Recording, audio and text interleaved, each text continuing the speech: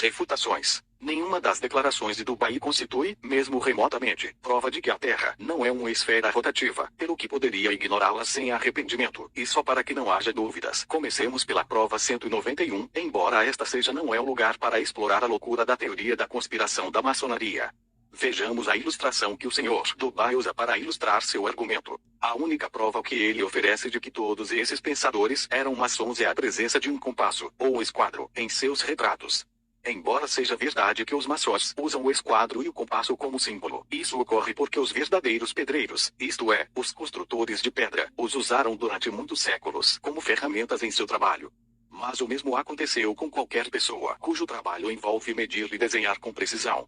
Na verdade, esse é o significado dessas ferramentas nessas imagens. Elas denotam precisão e cuidado na medição. É um pouco parecido com o modo como muitos retratos atuais de pensadores incluem um computador na imagem. Estas são ferramentas padrão utilizadas por construtores, arquitetos, cartógrafos, artistas, arquitetos, marinheiros e muitos outros. Eles também têm sido frequentemente usados como símbolos de artesanato. A propósito, é típico de Dubai afirmar que a maçonaria existia há mais de 2.500 anos, na época de Pitágoras. A tradição afirma que a antiga maçonaria começou no Egito, entre os mestres e arquitetos que dirigiram a construção das grandes pirâmides. Outros localizam a sua origem em Israel, na época em que os judeus construíam o Templo de Salomão, dado o simbolismo alusivo recorrente nas lojas atuais. A verdade é que o primeiro indício da sua existência, porém, surge no século XIII, quando um grupo de pedreiros, em francês, maçons, que pretendiam emancipar-se da tutela dos frades, sobretudo dos beneditinos, formaram guildas que vieram monopolizar a construção. Para preservar os segredos e técnicas do gótico, instituíram 3 graus. Aprendiz, companheiro e professor foram implementadas cerimônias de iniciação e fidelidade.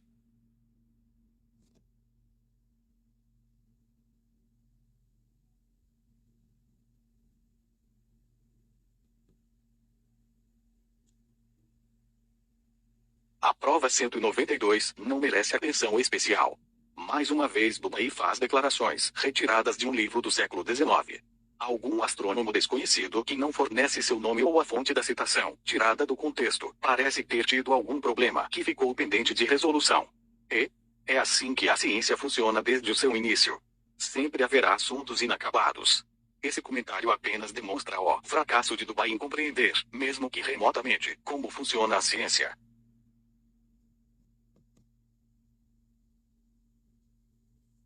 Dubai parece confundir em sua prova 193 o significado das palavras doutrinado com instruído. Devemos, no entanto, reconhecer que não é o único. Com horror vejo imagens como esta publicadas por um terraplanista muito ativo em diversas redes sociais. Assim, não é surpreendente que uma criança ou um adulto sem instrução pudesse conceber a ideia da existência do átomo, por exemplo, uma vez que dificilmente tem qualquer interação com ele no seu dia a dia, e seria perfeitamente razoável que dissessem que tais coisas não existem. Se Dubai pretende dizer que isto é a prova de que a Terra não é uma esfera giratória.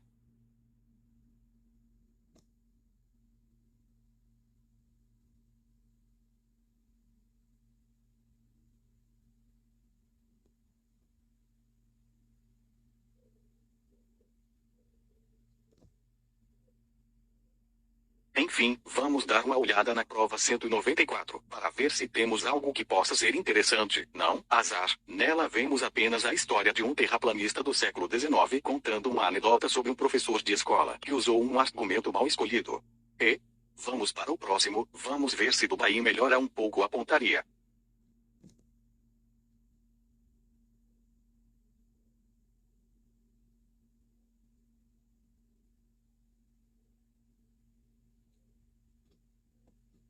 Na prova 195, vemos Dubai esforçar-se para cometer tantos erros quanto possível no único ponto.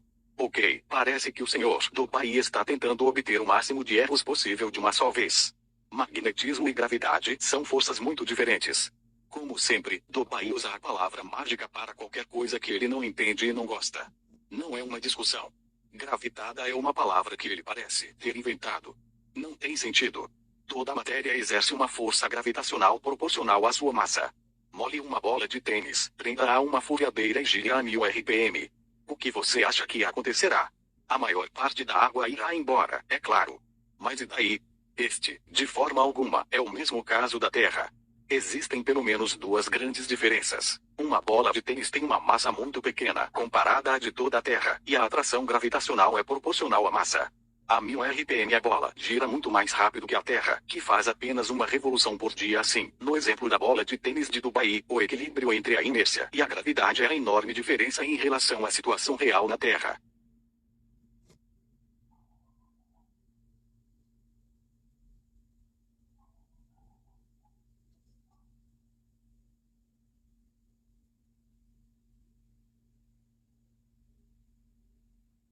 Todos os pontos levantados na sua prova 196 foram levantados e refutados neste canal.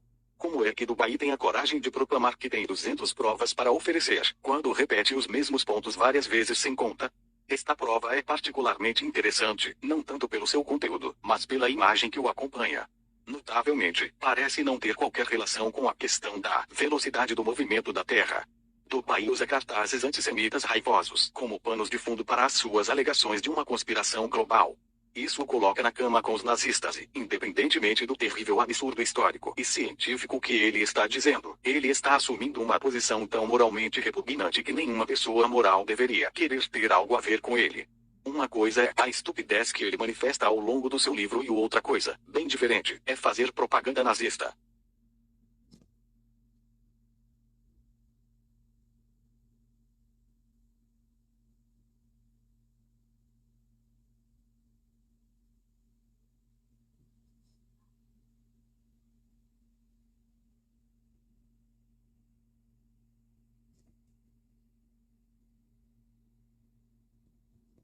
Em sua prova 197 prova, acompanhado de uma imagem em que parece equiparar a maçonaria ao judaísmo, faz um discurso ridículo que tem origem no fanatismo religioso típico da Alta Idade Média, mas que esclarece as motivações da grande maioria dos defensores da Terra plana.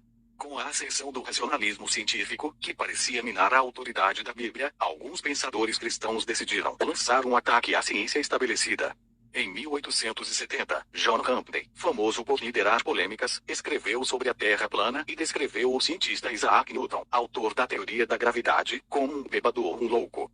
As ideias de Rampney, como as de muitos defensores da Terra plana, baseavam-se na religião. Muitas das evidências para sua teoria vêm das Sagradas Escrituras. Estranhamente, Dubai e tantos outros defensores da Terra plana negam sistematicamente todas as evidências a favor da esfericidade terrestre, mas aceitam muito naturalmente, como prova irrefutável da sua visão, um livro onde as cobras falam.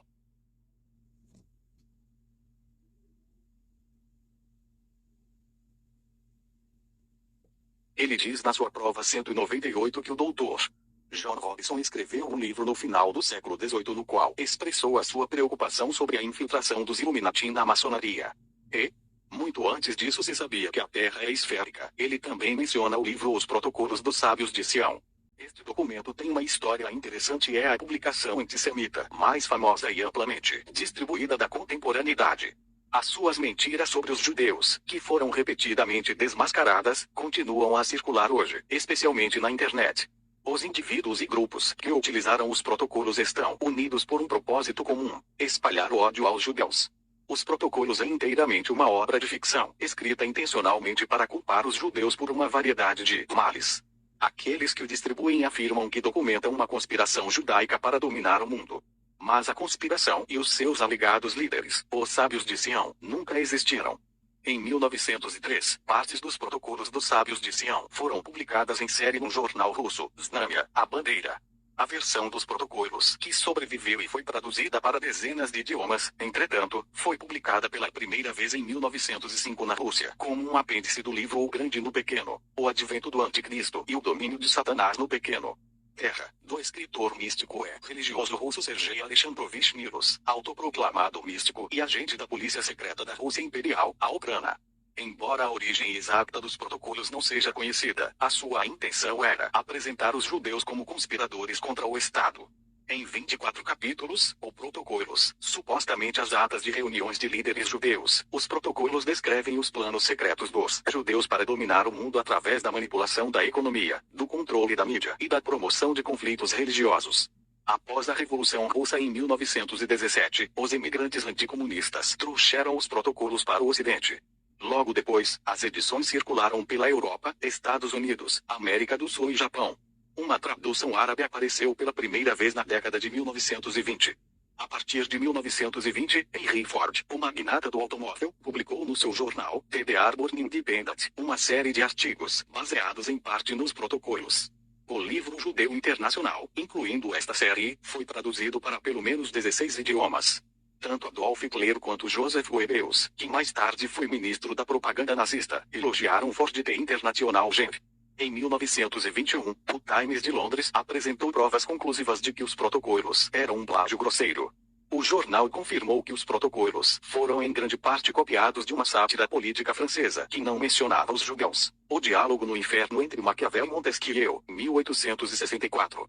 Outras pesquisas revelaram que um capítulo de Biarritz, 1868, romance escrito pelo prussiano Hermann Goethe, também inspirou os protocolos. Alfred Rosenberg, ideólogo do Partido Nazista, apresentou os protocolos a Hitler no início da década de 1920, quando Hitler estava desenvolvendo suas ideias. Hitler referiu-se aos protocolos em alguns dos seus primeiros discursos políticos e, durante a sua carreira, destruiu o mito de que os judeus bolcheviques estavam a conspirar para controlar o mundo.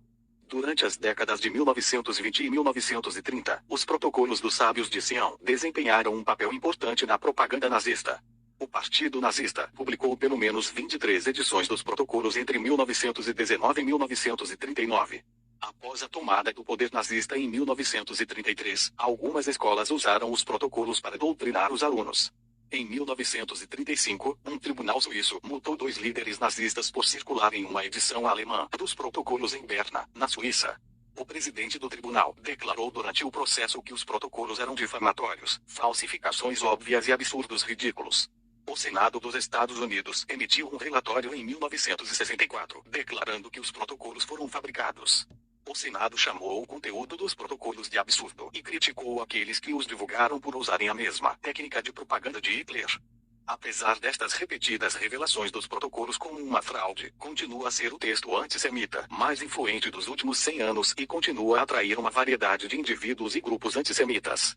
Nos Estados Unidos e na Europa, os protocolos são promovidos e divulgados por neonazistas, supremacistas brancos e negadores do Holocausto.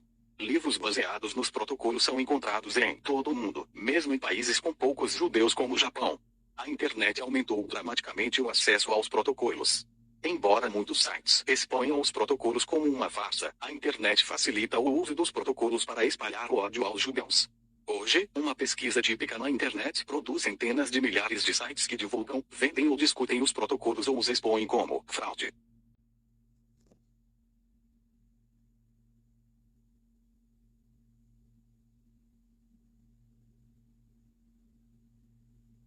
Prova 199. Ver comentário dedicado à prova 197.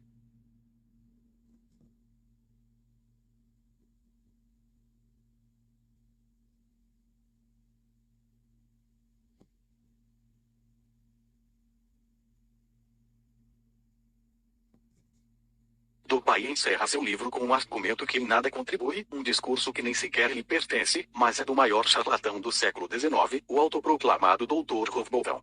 Uma alegação de que, se trocarmos Newtoniano por terra plana e astronomia teórica por leis de perspectiva em seu texto, cabe-lhes como uma luva. Descreve-os perfeitamente.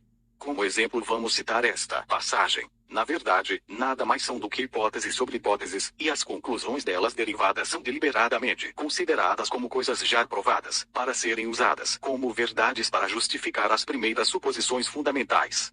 Assim, negam a existência do espaço sideral e o substituem por uma cúpula que ninguém viu. Portanto, não existem satélites. O que se torna uma prova irrefutável de que se trata de uma conspiração da NASA, que mostra que nenhuma fotografia é autêntica, que mostra isso, e assim por diante, ad infinitum.